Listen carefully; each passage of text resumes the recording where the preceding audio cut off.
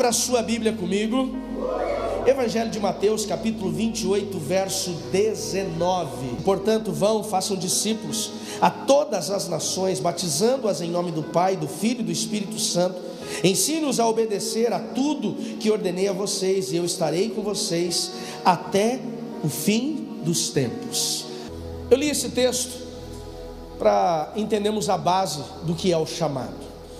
Se eu fosse resumir para vocês o chamado, Tiago, para cada um, talvez não, a cada um de nós temos um chamado personalizado, individual, uma forma diferente que Deus quer usar. Deus usa o Davi de uma forma, usa a Neinha de outra, usa a Ellen de outra, o Felipe de outra. Isso tem a ver com os dons pessoais que recebemos lá de Romanos capítulo 12, verso 6, tem a ver com os dons ministeriais de Efésios capítulo 4, verso 11, 12, tem a ver inclusive com os dons espirituais de 1 Coríntios capítulo 12, e nós vamos entendendo que essas três categorias de dons, elas vão nos levar, Henrique, a este lugar de uma personalização, Elvis, do que Deus quer fazer. Porém, existe um chamado, quando nós falamos sobre este assunto, que ele vai ser comum para todos nós, e ele está aqui na grande comissão.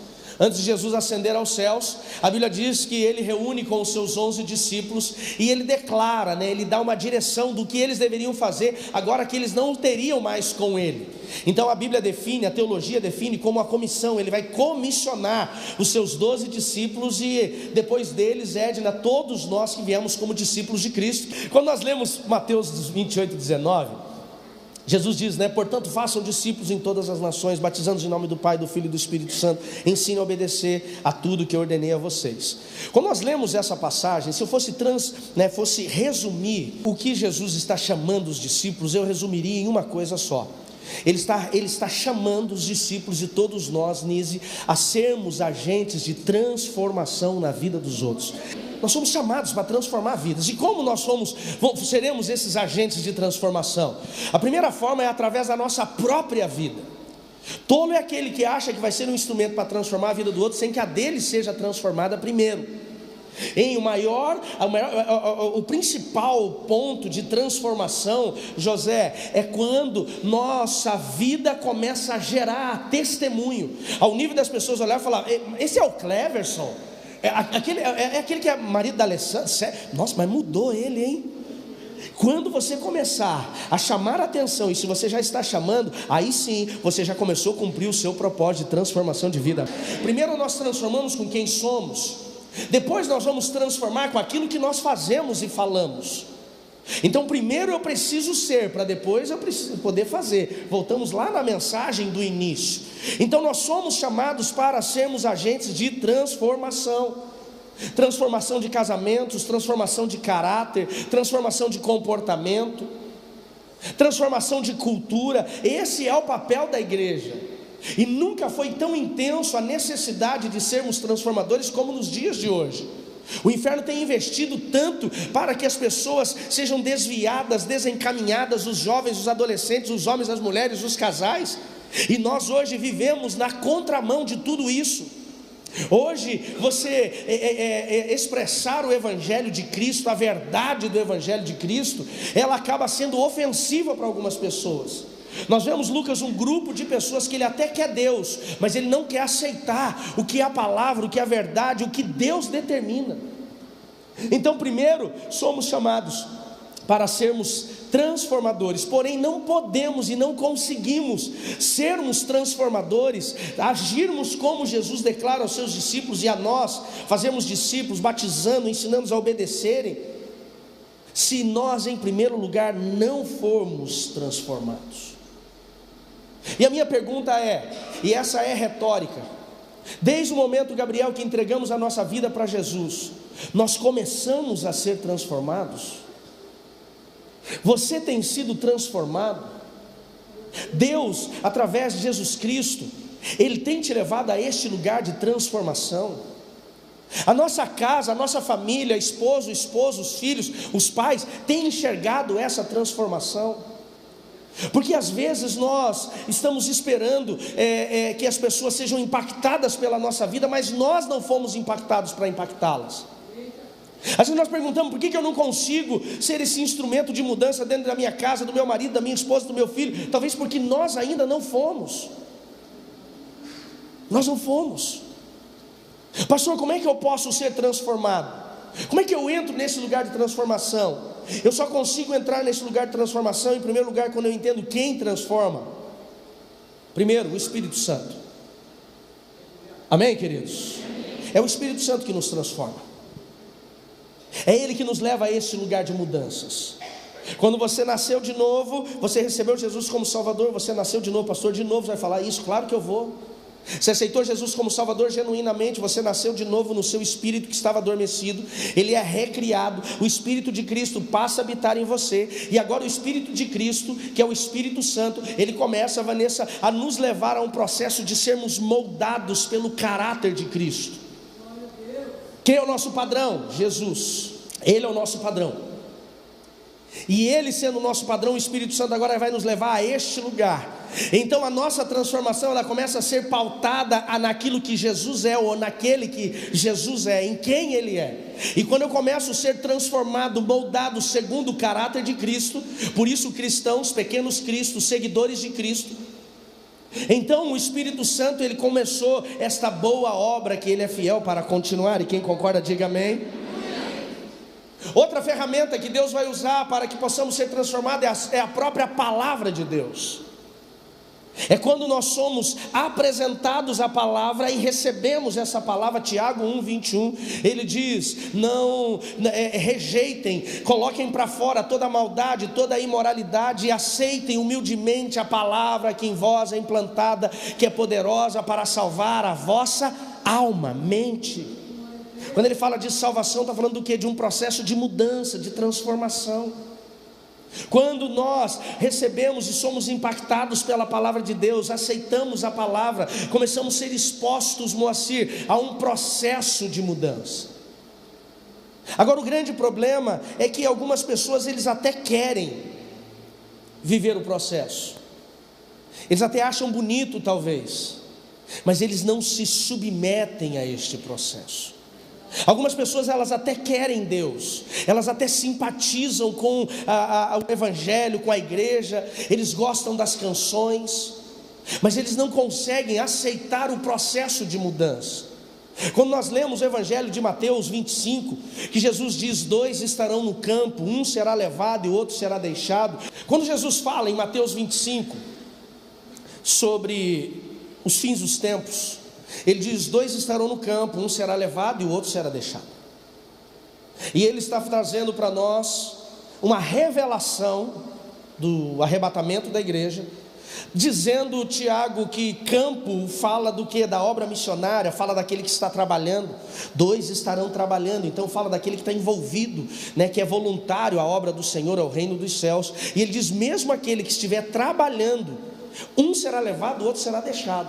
Primeira coisa, gente, eu vou dizer com muito amor e carinho, e quando eu digo isso, carinho, algumas pessoas não gostam. Eu entendo que a salvação, ela está diretamente ligada ao quanto eu estou disposto a servir o reino de Deus. As pessoas perguntando: será que você é salvo? Será que você é salvo? É graça de Jesus, mas tem a ver com a tua entrega para viver essa graça. Segundo ponto, a Bíblia, Jesus, não é a Bíblia, é Jesus, através das Escrituras, ele diz: 2 estarão, um levado, outro deixado. Eu entendo que infelizmente, e é aquilo que Jesus apresenta, então eu não posso discutir, ele diz: pelo menos metade daquele que se diz igreja não será salvo. E aí voltamos naquela passagem que Jesus declara: muitos naquele dia dirão: em teu nome expulsei demônios, em teu nome curei, em teu nome profetizei. Ele diz: apartai-vos de mim, porque não vos conheço. Ele não diz: vocês não fizerem meu nome, vocês foram enganados pelas trevas, pelos demônios. Ele diz: não, pode até ter sido meu nome, mas não os conheço. Por quê? Porque vocês infelizmente estão entregues à iniquidade. Pastor, o que você quer dizer com isso? Que quando falamos de vivermos um processo de transformação, para transformar, nós temos que aceitar a verdade específica. Sabe por quê? Eu entendo, quando eu leio essas escrituras, Guilherme, que metade da igreja está correndo um risco de não viver aquilo que Jesus tem para nós, que é a salvação eterna através do arrebatamento, porque é uma igreja que está simpatizando, e eu não sei se eu posso chamar de igreja, mas talvez de frequentadores, que está simpatizando com o Evangelho, mas não está vivendo o Evangelho. Para sermos transformados, Diego, nós temos que aceitar a Bíblia como um todo e não apenas por uma parte. Vocês estão me olhando com uma cara dizendo assim: pastor, eu não estou entendendo onde você quer chegar. Então vai comigo, por gentileza, em 2 Timóteo capítulo 4, verso 1. Conjuro-te perante Deus e Cristo Jesus, que há de julgar vivos e mortos pela sua manifestação, pelo seu reino.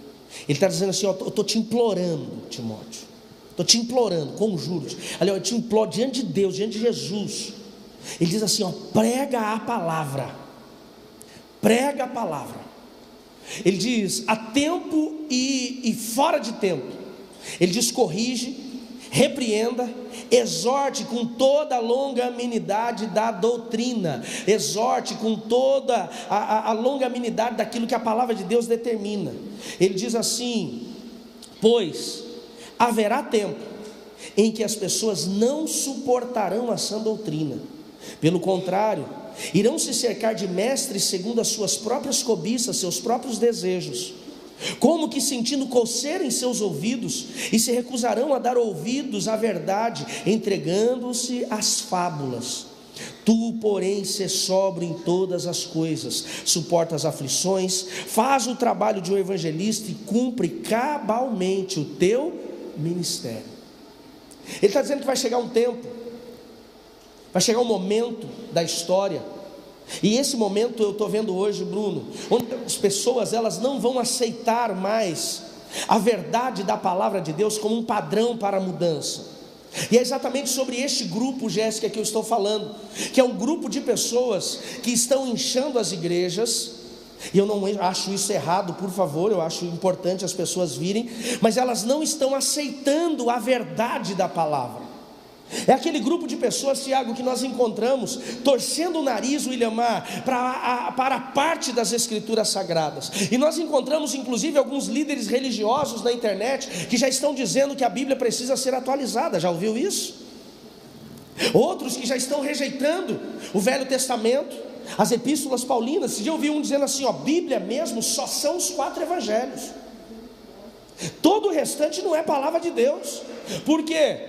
Porque traz confronto. São pessoas que querem viver um evangelho light, um evangelho leve, não querem mais confronto. É esse tipo de gente que Paulo fala a Timóteo. Ele diz assim: ó, pois haverá um tempo em que as pessoas elas não vão suportar, meu filho, a sã doutrina. O que é a sã doutrina? Diz respeito às verdades bíblicas. A sã doutrina são as verdades bíblicas que nos edificam, que nos alimentam, que nos fortalecem, que nos confrontam. É a palavra que traz a saúde da igreja. A sã doutrina é uma expressão grega que significa um ensino saudável. Paulo está dizendo assim, Juarez, vai chegar um tempo em que as pessoas elas não vão aceitar o ensino saudável das escrituras, e elas vão começar a querer escolher. O evangelho não é como prateleira do supermercado, que você escolhe e fala: isso eu quero, isso eu não quero, não, esse aqui não, agora eu não estou precisando. Não, ou você leva o pacote todo ou não é nada. Quem está entendendo, diga amém. Nós não podemos tentar adaptar o evangelho à nossa vida. Você pode até não conseguir, não estar ainda numa fase onde você conseguiu abandonar tudo o que de errado precisa ser abandonado. Agora, uma coisa é você estar tentando viver um processo de transformação, e o outro está tentando rejeitar e fazer com que a Bíblia aceite os seus erros como se fossem normais. Ele continua dizendo: eles se cercarão de falsos mestres. Gente, eu acho tão interessante, Binho, que isso foi escrito há 2000 anos atrás, mas um pouco menos de 2000 anos atrás. E ele diz assim: eles escolherão quem eles irão ouvir. Olha que interessante, Alisson. Talvez no tempo em que Paulo escreveu isso não fosse tão fácil escolher exatamente quem poderia se ouvir e o queria ouvir. Naquele tempo não era tão fácil. Talvez tinha que andar muitos quilômetros, mudar muito de pontos de pregação. Agora hoje, é fácil ou não é? Sim ou não? Como que é escolher os falsos mestres, né? Se cercarão. É escolher, falar: esse eu vou ouvir aqui na internet. Não, esse aqui é muito duro. Não, isso aqui pega pesado, isso aqui é muito confronto. Não, isso aqui eu gosto de ouvir isso aqui, porque é sempre uma palavra boa de manhã para eu sair em paz. Tudo é amor, só love, só love. O Evangelho de Cristo é do amor? Sim, mas também é do confronto. Uma coisa que nós precisamos colocar no nosso coração de vez. Uma das maiores expressões da paternidade de Deus para o homem chama-se disciplina. Deus corrige o filho a quem ele... Só que as pessoas querem ficar, algumas pessoas dentro da igreja, elas querem ficar só com o amor afetivo e não do limite, não de receber o não da correção. Eles vão se cercar desses falsos mestres. São pessoas que começam a ouvir pregações e pregadores que não confrontam, que passam a mão nos seus erros, falam apenas aquilo que elas desejam ouvir. Ele diz assim, serão como pessoas que têm coceiras nos seus ouvidos. Ele começa a coçar e fala assim: eu não estou ouvindo. Por quê? Porque eles não querem ouvir a verdade. São pessoas que ficam desconfortáveis com a verdade. Quando você participa de uma pregação, de uma mensagem, de uma ministração, de uma aula, Kettner, e essa aula, ela gera desconforto, essa sim, se está gerando desconforto, é a palavra que eu e você precisamos ouvir. Posso ouvir um amém por isso? Porque é aquilo que nos leva a um processo de transformação, é aquilo que nos leva a um processo de mudança. Ou seja, pessoas que se sentirem mal e desconfortáveis quando ouvem algo que elas não querem ouvir, estão buscando apenas algo que lhes alivie e não algo que os transforme. E Jesus veio para nos transformar. Posso ouvir um amém? Alguém levanta a mão e diz: não, pastor, Jesus veio para nos salvar. Sim, Ele veio para nos salvar. E como é que é o processo de salvação de Cristo? Acabei de falar. Eliseu, o processo da salvação de Cristo em nós é quando recebemos Jesus como Salvador genuinamente em nossa vida. Quem está entendendo, diga amém. Quando genuinamente recebemos Jesus como Salvador, o espírito adormecido passa a ter vida, amém? Agora o Espírito de Cristo passa a habitar em nós, amém?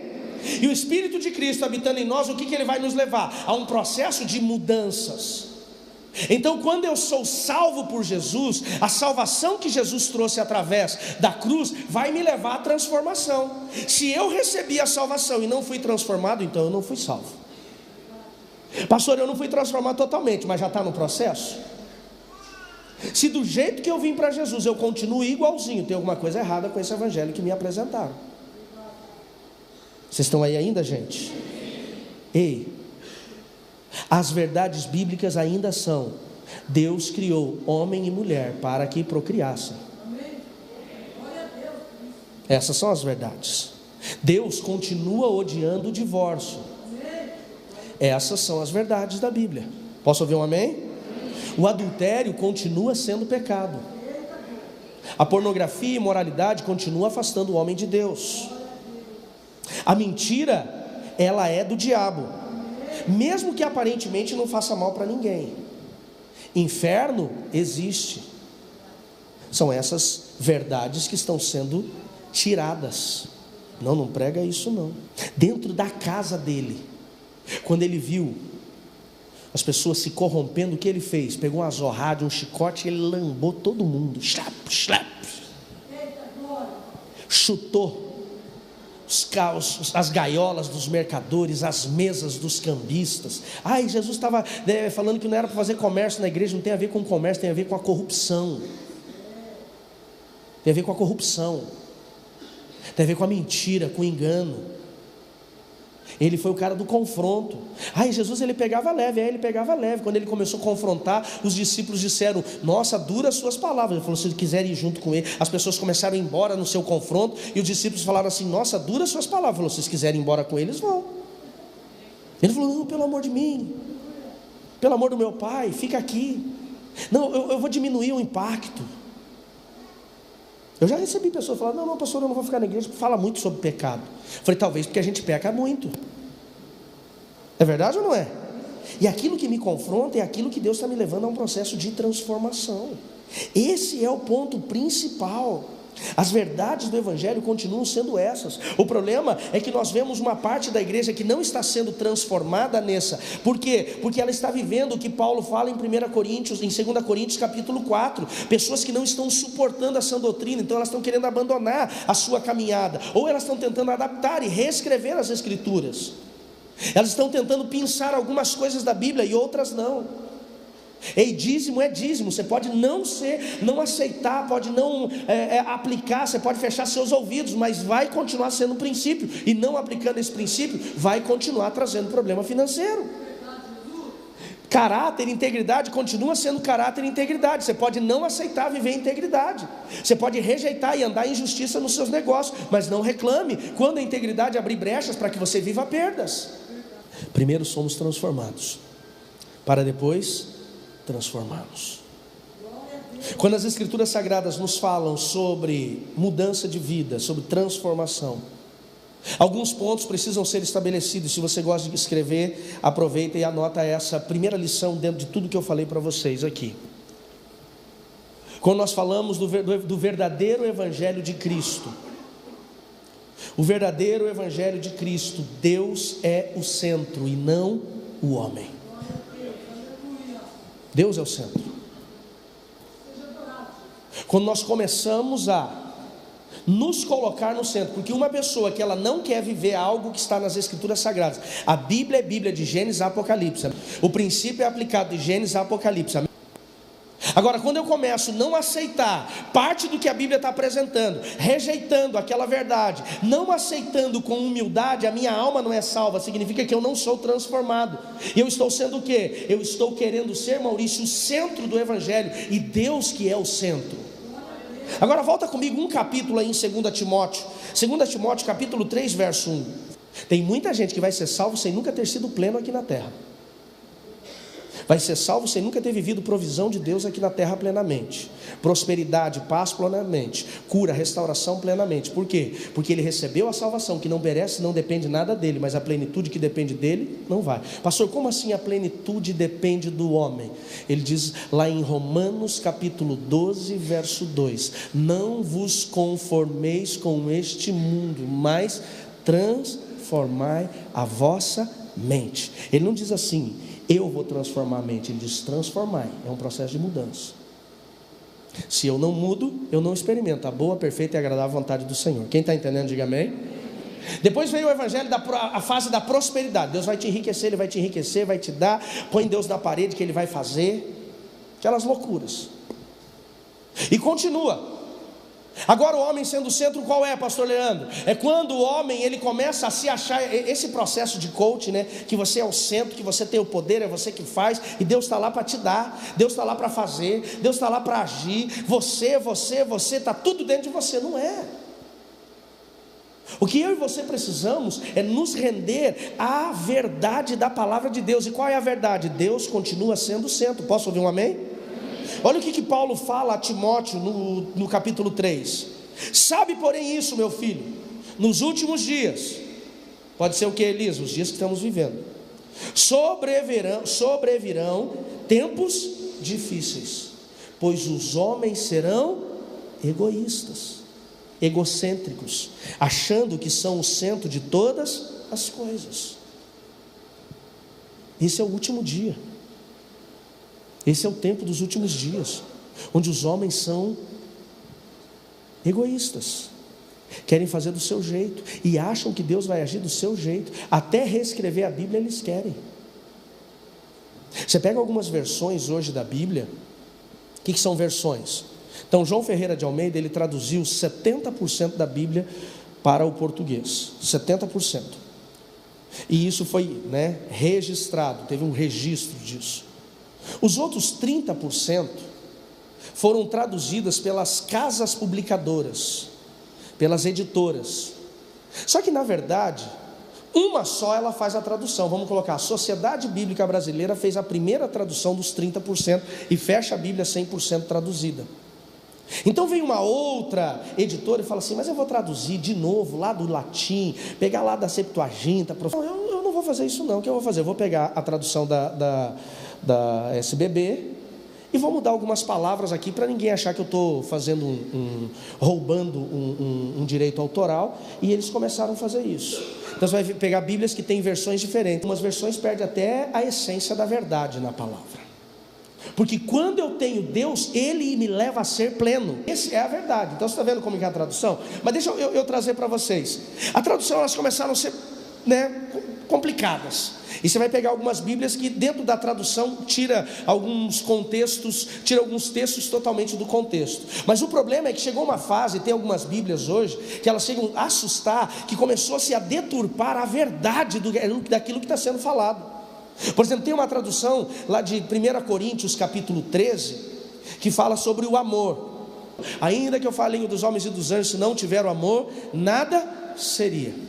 E ele começa a dizer assim: o amor tudo suporta, o amor tudo crê. E aí alguém foi lá e muda o amor para o caridade.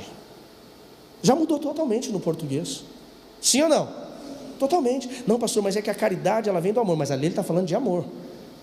Exatamente, o centro que Deus ele não tem amor, Ele é amor. Quem está entendendo, diga amém. E aí nós pegamos, por exemplo, 1 Coríntios capítulo 12, quando vai falar dos dons, e pegamos os dois primeiros dons, a palavra de sabedoria e a palavra de conhecimento. Alguém vai fazer essa tradução, e ele traduz dentro daquilo que ele interpreta, e não da verdade bíblica que foi escrita no grego. Sabe o que é isso? As pessoas já estão tentando mudar a verdade da palavra. Já estão. E fora aqueles que já estão com vontade de rasgar a Bíblia. Por quê? Porque estão sendo confrontados. Deus continua sendo o centro de todas as coisas. Quando nós queremos ajustar o Evangelho à nossa vida, nos tornamos egoístas e só estamos pensando em nós. Nós precisamos entender: Deus é Deus sem nós, e nós sem Deus somos quem? Segunda lição que eu aprendo quando falamos sobre esse processo de mudança: precisamos entender que o Evangelho que não confronta, ele não transforma. O Evangelho que não confronta, o Evangelho que não pede para eu abrir mão, o Evangelho que não me fala de renúncias, ele não vai me levar a um processo de transformação. Evangelho de Mateus capítulo 16 verso 25. Sabe por que algumas pessoas estão tentando atualizar a Bíblia, Amaral? Sabe por que algumas pessoas elas estão tentando tirar algumas partes da Bíblia? Por quê? Porque estas partes estão tentando apresentar a necessidade do confronto, e ele não quer ser confrontado. Olha o que Jesus diz em Mateus 16, 25: porquanto quem quiser salvar a sua vida, vai perder, e quem perder a sua vida por minha causa, achá-la-á. Pois quem aproveitará o homem se ganhar o mundo inteiro e perder a sua alma? O que dará o homem em troca da sua alma? O que ele está falando? Renúncia, abrir mão. Tem gente que quer viver o Evangelho, mas ele não quer abrir a mão do uísque, não quer abrir mão da cocaína, da maconha, ele não quer abrir mão da pornografia. Então ele não quer viver o verdadeiro Evangelho de Cristo. É abrir mão. Ele não quer abrir mão dos negócios ilícitos, ele não quer abrir mão da mentira, ele não quer abrir mão das injustiças, ele não quer abrir mão da fornicação no seu namoro. Então ele não está vivendo o Evangelho. E se ele não está sendo transformado, não pode transformar ninguém. Diga assim comigo: o meu chamado está diretamente ligado à minha transformação. Será que temos sido transformados? O Evangelho de Cristo é o Evangelho onde nós temos que deixar. O que Deus tem levantado eu e você para deixarmos? Não é possível andarmos com Jesus e não deixar a mentira. Não é possível andarmos com Jesus e não deixarmos o adultério. Não é possível andarmos com Jesus e não deixarmos a imoralidade. Não é possível andarmos com Jesus e não deixarmos a ira, o descontrole. Não é possível andarmos com Jesus e não deixar as injustiças. Não é impossível andarmos com Jesus e não deixarmos os negócios errados. Pastor, mas é que eu ainda não tenho, eu ainda estou no processo de transformação. Ok, tem gente que está vivendo 6 meses de convertido, 1 ano de convertido, 2 anos de convertido. Eu entendo que você está no processo. Agora tem gente que o cara está vivendo há 20, 30 anos, alguns até em cima do altar, não aqui na Nova Aliança, mas eles não querem mudar. Falo o que eu digo, mas não faço o que eu. A transformação, antes de ser pelo que eu falo, é pelo que eu faço. E se o que eu estou fazendo não está levando ninguém à transformação, significa que o que eu estou fazendo errado. Se estamos vivendo um evangelho que não está ofendendo as pessoas, talvez não estamos vivendo o evangelho. Sabe quando você começa a viver a verdade de fato do evangelho de Cristo? É quando as pessoas começam a se sentir desconfortáveis com o evangelho que você vive. Então significa que você está no lugar certo. Quando somos atraídos pela presença dele, somos transformados. Pastor, o que é ser confrontado? Ser confrontado é ser apresentado de um padrão que Deus tem para nós, o padrão do céu, e aceitar esse padrão. Porque o padrão de Deus não é para te humilhar, o padrão de Deus não é para te envergonhar, o padrão de Deus é para te proteger. Pare de se proteger e deixa Deus te proteger. Você quer ver um dos pontos que mais tem complicado a vida de muitos cristãos? Mentira. A mentira é uma desgraça. Jesus nos chama para viver e falar a verdade. Você pode achar que o que você está falando de mentira não vai trazer problema para ninguém, mas quando você mente, você escancara a porta da sua vida para os demônios entrarem. E às vezes não sabemos por que estamos sofrendo tanto. Você quer ver outra verdade? Quer ver outro padrão que Deus estabelece para nós? Humildade. O orgulho é uma desgraça do inferno. A Bíblia diz que Deus, ele não suporta o orgulho, o orgulhoso. Sabe que Deus não suportar o orgulhoso? Ele não chega perto de quem vive da soberba. A soberba gera destruição, traz a queda, mas nós insistimos em continuarmos sendo soberbos. O padrão de Deus não é para revelar e dizer você é pecador. O padrão de Deus é para nos proteger. Diga comigo assim: o padrão de Deus me protege. E como que nós vamos saber o padrão de Deus? É quando somos confrontados, transformados para transformar.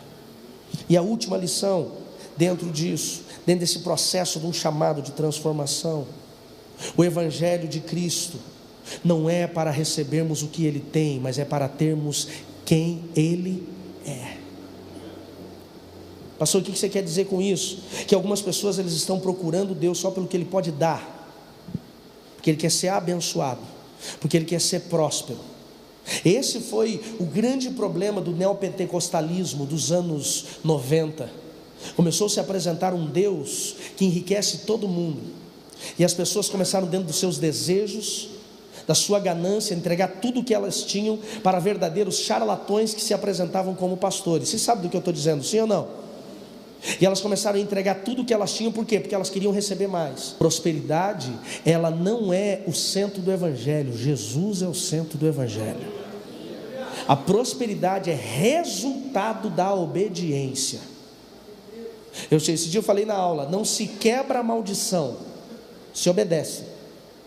Porque quando você obedece, naturalmente a maldição vai embora e vem a bênção. Deuteronômio 28:2: se ouvires e obedeceres a voz do Senhor teu Deus, as bênçãos do Senhor te perseguirão e te... Mas é mais fácil para algumas pessoas fazer 7 campanhas da prosperidade do que obedecer. É mais fácil o cara fazer 7 quinta-feira não sei do que ele mudar a sua vida, do que ele tomar uma posição e dizer assim: eu vou abandonar isso daqui, eu não vou mais viver isso daqui, eu vou de renúncias, abrir mão. Enquanto nós não estivermos dispostos a viver um processo de transformação, não seremos transformadores. O que a Bíblia nos apresenta, Poliana? Não buscarmos a Deus pelo que Ele pode nos dar, mas sim por quem Ele é.